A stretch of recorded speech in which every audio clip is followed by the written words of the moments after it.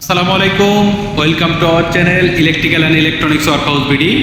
আজকে আপনাদের সাথে কথা বলবো চিলার নিয়ে। আসলে অ্যাকচুয়ালি চিলার কিভাবে কাজ করে এবং চিলারের কি কি ইনস্ট্রুমেন্ট থাকে সব কিছু আজকে আপনাদেরকে দেখাবো। চলুন, আজকে আমি যে চিলারটি নিয়ে কথা বলবো এটা একটি ইবারার চিলার। এটি হচ্ছে একজস্টন চিলার। এটা একজস্ট এবং হট ওয়াটার দুইটা অপশনই আছে।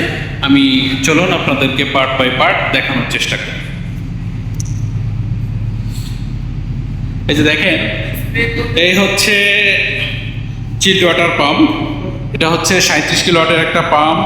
এই পাম্পটা হচ্ছে চিল্ড ওয়াটার। এখানে একটা দুইটা পাম্প থাকে। একটা ইয়ে থাকবে, একটা স্পেয়ার, একটা সবসময় রানিং থাকবে। এবং এটা হচ্ছে হট ওয়াটার পাম্প। একটা এখানেও সেম একটা স্পেয়ার রাখা হয়েছে এবং আরেকটা কন্টিনিউ ওয়ান।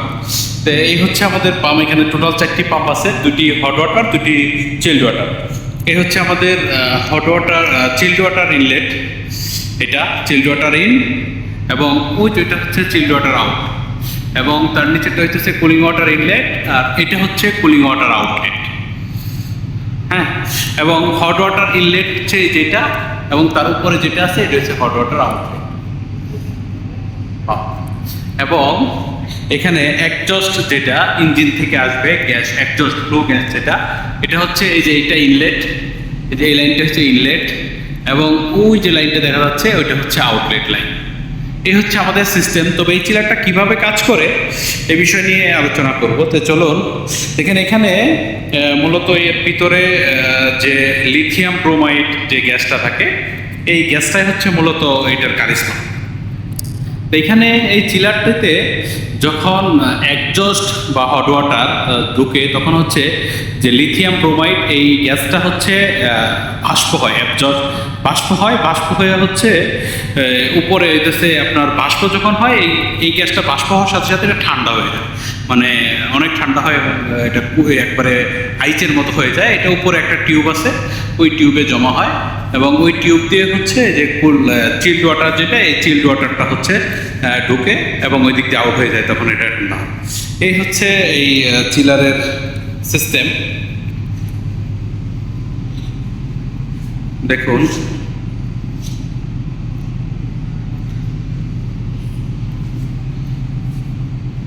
এটা হচ্ছে কুলিং ওয়াটার ইনলেট। এই লাইনটা হচ্ছে